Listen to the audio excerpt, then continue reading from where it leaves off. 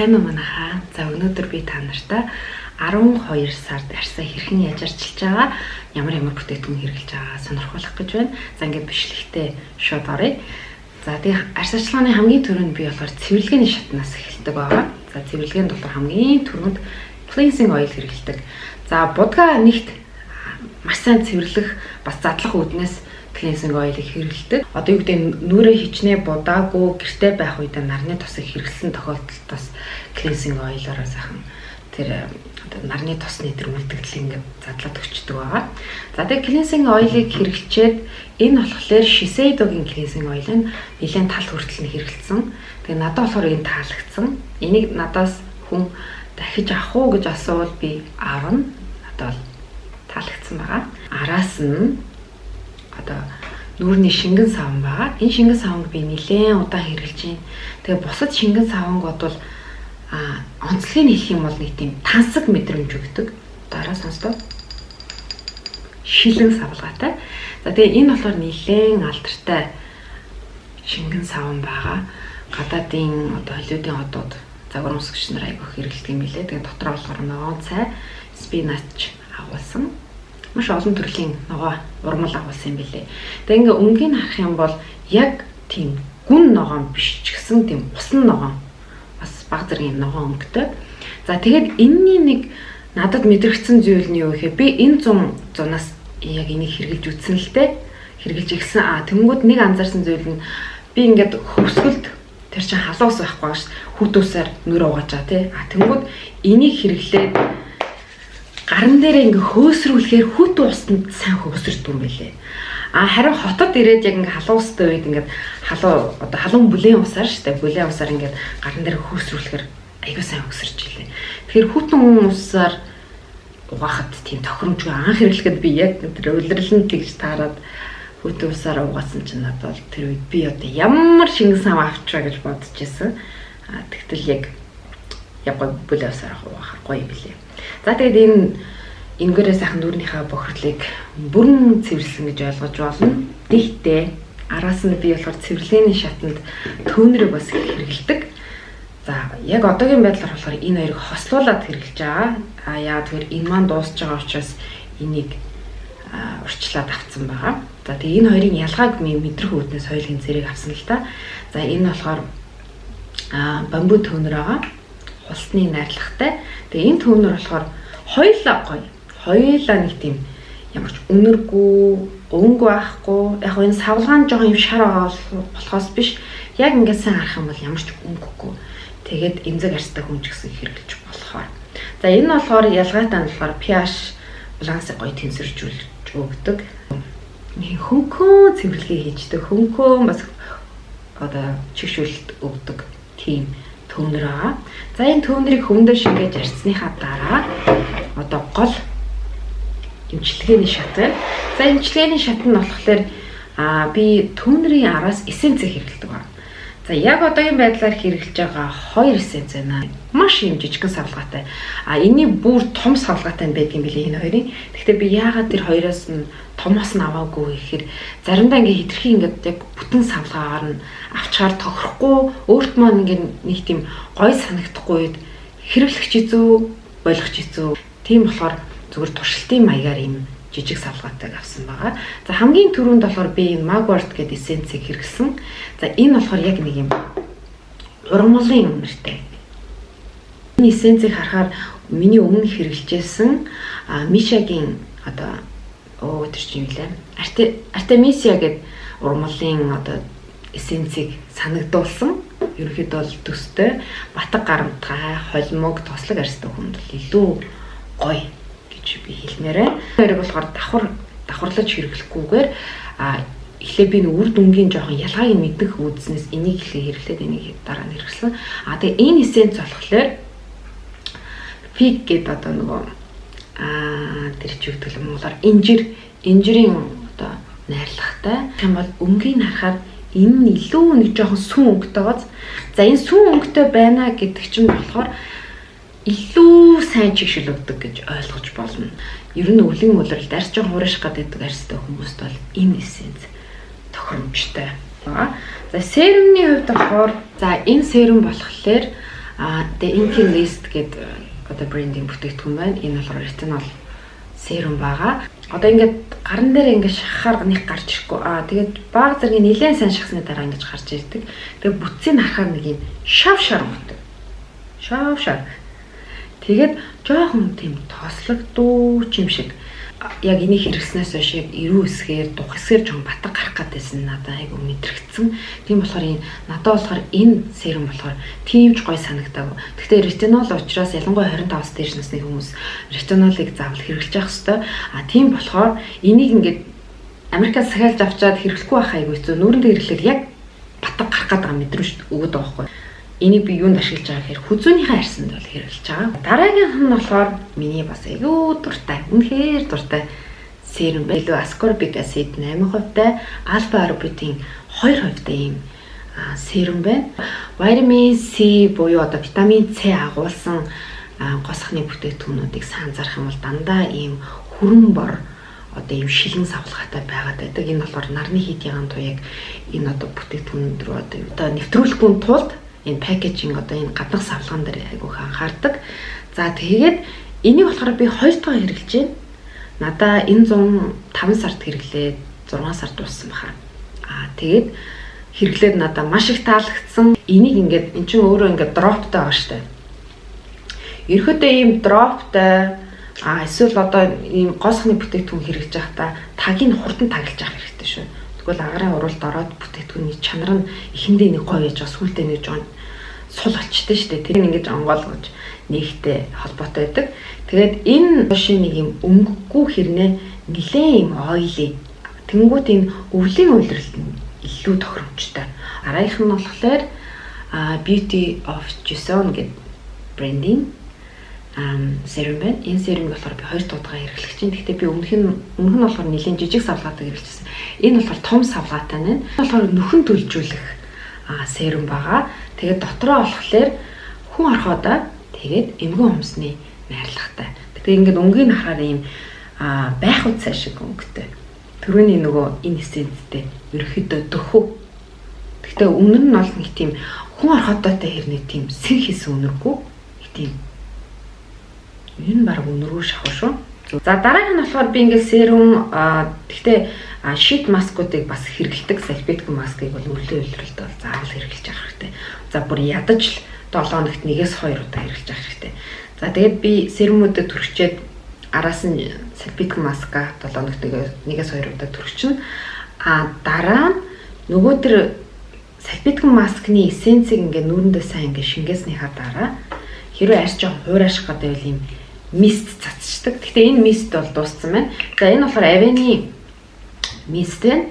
За тэгээ надад болохоор энэ таалагдсан. Би бас л туршиж үзэхүүднээс энэ 50 г юм жижигхэн мист авсан. За тэгээ мист ялангуяа өвлийн үлрэлт арьсаа чигшүүлэхэд айгүй хэрэгтэй байдаг. Тэгээд энэ болохоор надад таалагдсан юу гэхээр нэг тийм цацарж байгаа нэг тийм хүчтэй биш. Нэг юм гоё зөөлөн юм ууранд ингээд сууж байгаа юм шиг тийм мэдрэмж өгөр. Маш гоё зөөлөн, маш нарийн ширхтэйгээр цацартан таалагдсан. Тэгээд бинийг болохоор бас том савлгаатай нэг юм лээ. Бид нар том савлгаатай юм аавна гэд бас бодсон байгаа. За дараа нь болохоор би чигшүүлэгч тосыг хэрэглэдэг байгаа. За энэ хоёр чигшүүлэгч тосны зөв сэтгэлдлийг бас хэлээж бодлоо. Би өнгөрсөн сард бол хэрэглээд дууссан. Энэ болохоор Unique брендийн Centella-тай ерөөдөө тайвшруулах тийм гелен крем байна. За энэ болохоор зуны уйлралд одоо юу гэдэм холимог тослог арьстай хүнд бол их зүгээр. Би өөрөө бас холимог арьстай шүү дээ. Тэнгүүд зуны уйлралд их зүгээр. Яг бол арьс маш их одоо тослогддог тий. Тэр үед л зүгээр. Тэрээс өвлийн уйлралд бол энийг түрхэхэд яг хангалттай бүр сайн чигшлэх өгөхгүй. Хангалттай сайн чигшлэх өгөхгүй. Ингээд арьс ингээд таталтаад илээ. Би ингээд өдөр нь энийгээ түрхчээд араас нь нарныхаа тосыг түрхэж байгаа шүү дээ. Тэгээд алга гэлээ түрхчээ тий. Тэнгүүд таталтах мэдрэмж өгч илээ энэ. Тэгэхээр энэ зуны уйлралд их зүгээр. Харин яг энэний эсрэг нь болохоор нилээ юм тослог мэдрэмж өгдөг. Гэхдээ батг гаргадаггүй, нүсүү бүгдгүү тос та нар хайжвал энэ их зүгээр. Итэ тавсах сүнжүүн гээд intensive cream гэж байна. За энэ болохоор нилээ удаа хэрэгсэн. Тэгээд ер нь бол гоё. Ерөөдөө юм арьс хуурайших гал байвал энийг хэрэглүүл их зүгээр. Нэг тийм баг зэргийн жоо хүнд мэдрэмж өгдөг. Жохон юм тосон Тэгээ тос жоохон ялгаруулад тэгтээ тэгсэн хэрнээ нэг батаг гаргадаг.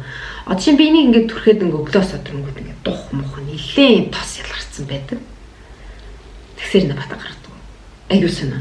Маш сонирхолтой. Тэгээ ерөөдөө энийг хуур арьстай хүнд би илүү санал болгоно. Холимог туслаг арьстай хүнд бол жоохон тийм шүү.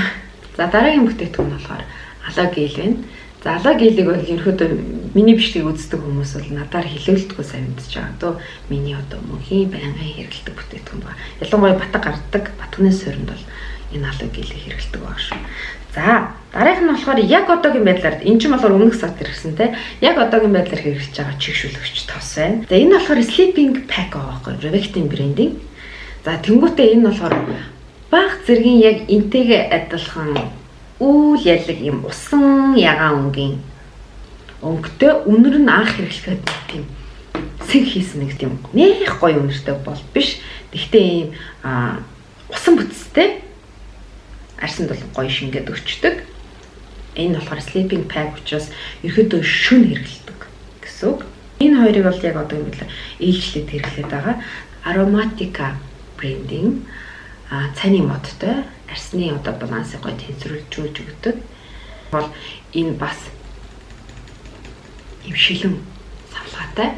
Тэгээ үнэр нь болохоор анх хэрэглэхэд одоо яг анзаарах юм бол яг нэг тийм essential oil үнэртэй байдаг. Одоо нэг хитрхи бүр ургамал үнэртэй байдаг. Надад бол анх хэрэглэхэд бол жоохон тийм байсан. Тэгээ сүүлдээ яг хуу тэгээд басж илээ. Гэхдээ энийг бүтцэн арсанд өгж байгаа нөлөө нь бол надад бол таалагдсан. Нэг тийм хөнгөн мэдрэмж өгөхөр. Энэ бол их гоё. Энийг бас та нараас хэрэглээд үзвэл бас их зүгээр. 7 хоногт 1-2 удаа онцгой арьс арчилгаа хийхдээ хэрэглэдэг бүтээгдэхүүн AHA. За энэ чинь Rain Clean Skin Care гэдэг. За энэ болохоор AHA-тэй гуйжуулагч төнөр байгаа. Өөрний шингэн савгаар угаасны дараа энийг хүн шингээж аваад маш зөөлөн ингээд дарж арчдаг байгаа. За энэ болохоор арсны тэр гадрууд дээрх одоо тэр үгцэн арсыг маш зөөлөн аргаар гуйжуулдаг гэсэн үг. Одоо скраб шиг тийм хүчтэй бол биш. Тэгээ энэ бол надад таалагдсан. Энэний өмнө та нар миний өмнөх бичлэг үзчихсэн бол сайн мэдэх бах. The Ordinary branding glycolic acid 7% тэр төнөр ирсэн шүү дээ. Тэрэндээ их төстэй.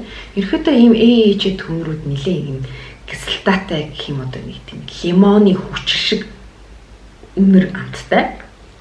Тийм бүтээгдэхүүнүүд байдаг юм шингэн. За тэгээ энийг арчаад тэгээ дараагийн арьс арчилгааны бүтээгдэхүүн хэрэглэждэг. Тэгээ ерөнхийдөө юм арьсаа ингээ гуйжуулж явахдаа би араас нь болж өгвөл яг тэр өдрөө 7 хоногт 1-2 удаа салфетик маск хэрэглэдэг гэсэн шүү дээ.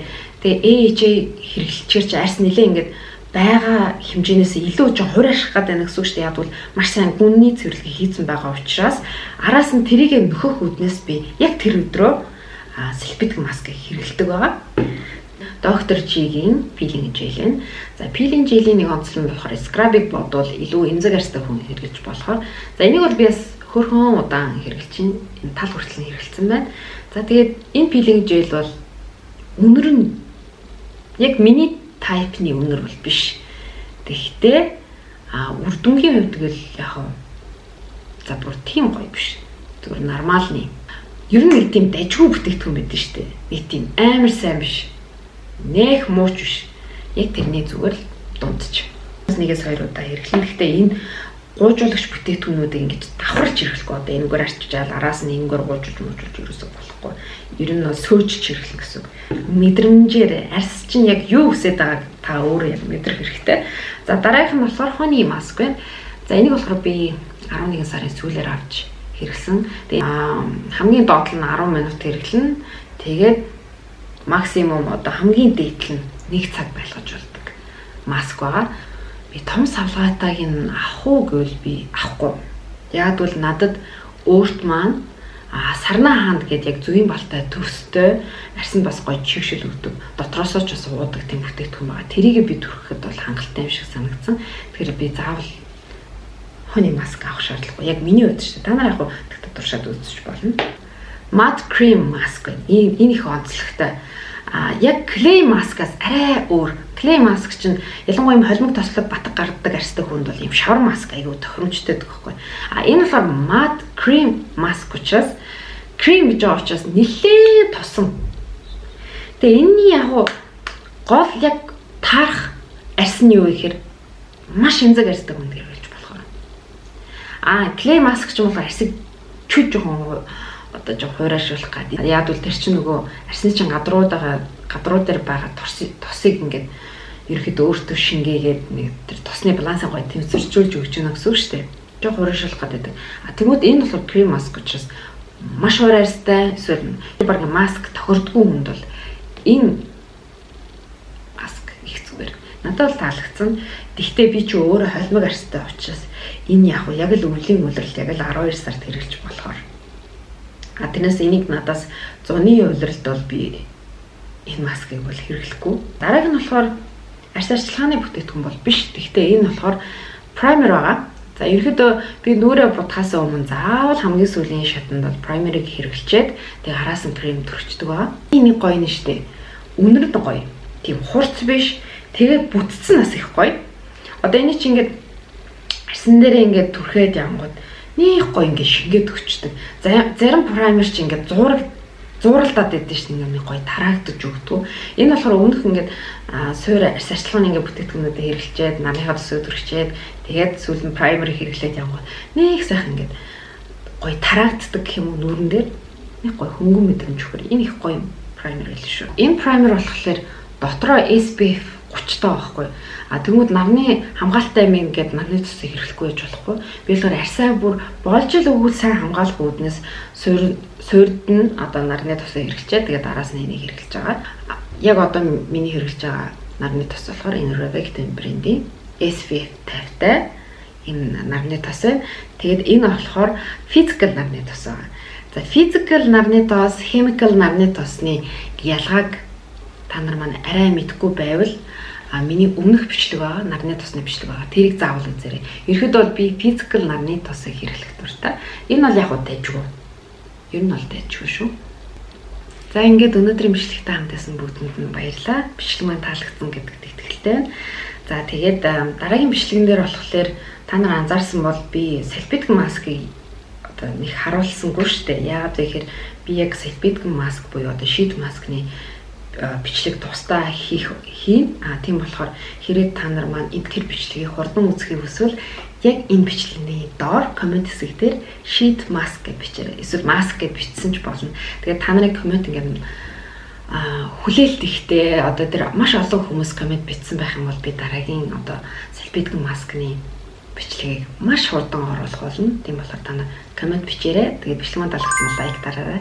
За ингээд дараагийн бичлэг хүртэл уулзлаа. Түр баяртай.